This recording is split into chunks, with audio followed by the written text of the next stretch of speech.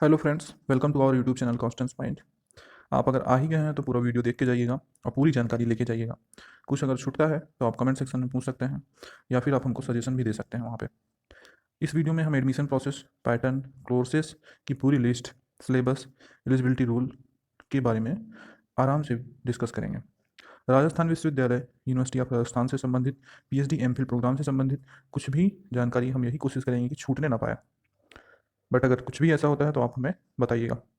और आपसे निवेदन है कि चैनल को सब्सक्राइब नहीं किए तो प्लीज़ सब्सक्राइब कर लें, बेल आइकन को प्रेस कर लें तथा वीडियो को अगर अच्छी लगे तो अपने से लाइक कर लीजिएगा। बढ़ते हैं वीडियो की तरफ।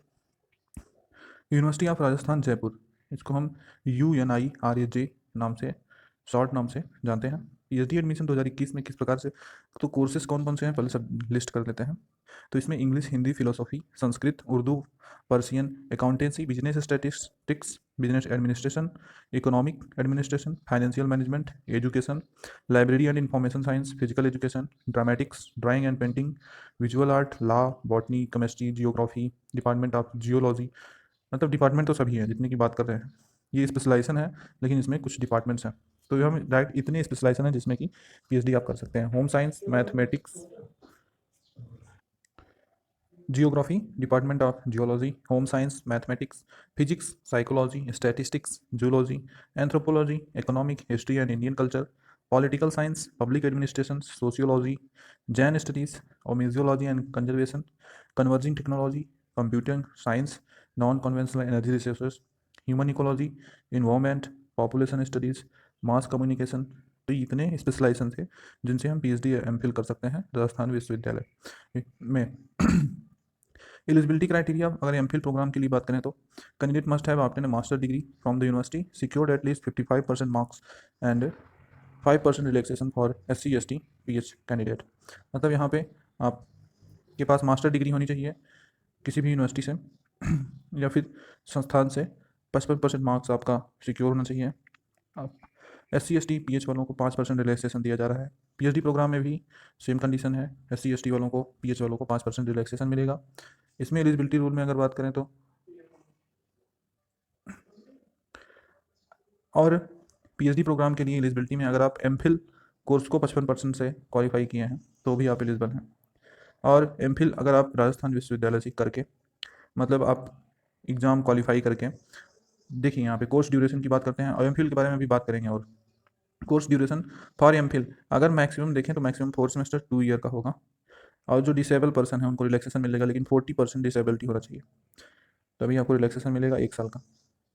पीएचडी में 3 ईयर मिनिमम है और इसमें कोर्स वर्क भी अवेलेबल है, इंक्लूड रहेगा। मैक्सिमम ड्यूरेशन 6 साल का, मतलब 6 ईयर है।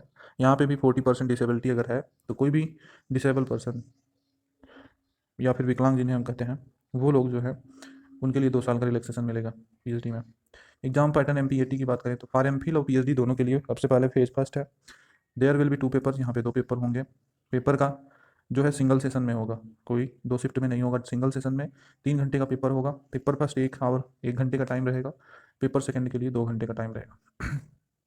पेपर फर्स्ट में आपके जनरल क्वेश्चन रहेंगे टीचर और रिसर्च एप्टीट्यूड से, जिसमें कि रीजनिंग एबिलिटी, कॉम्प्रीहेंशन के क्वेश्चन रहेंगे, डाइवर्जेंट थिंकिंग के, जनरल अवेयरनेस के। तो इस तरह से क्वेश्चन होंगे। The candidate will have to obtain minimum 50% marks in paper first. Candidate paper first में 50% मार्क्स लाते हैं उन्हीं की कॉपी पेपर सेकंड के लिए इवेलुएट की जाएगी, वरना नहीं की जाएगी। Paper second based on subject होगा, इसमें डोमेन नॉलेज से क्वेश्चन होंगे या अपने नॉलेज से, मतलब जैसे आप साइंस के हैं तो किस स्ट्रीम से हैं, मैथ से हैं तो फिजिक्स केमिस्ट्री मैथ आएगा। और मतलब इसी प्रकार से डोमेन नॉलेज के क्वेश्चन होते हैं। आपके रिलेटेड सब्जेक्ट से भी क्वेश्चन रहेंगे, वही आपका डोमेन नॉलेज होगा।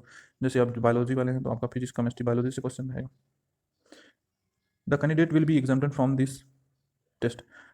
वो कैंडिडेट जो CSIR, UGC नेट या फिर INSPR स्लेट क्वालिफाई किए हैं या फिर टीचर फेलोशिप होल्डर हैं, उनको ये एग्ज़ाम नहीं देना होगा, वो डायरेक्ट इंटरव्यू के लिए एलिजिबल हैं।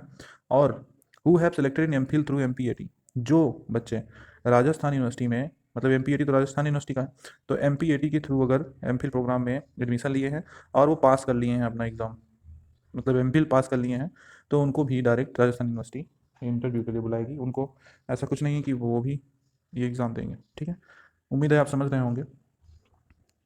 फेज सेकंड में a candidate who have clear the entrance examination shall be called for interview.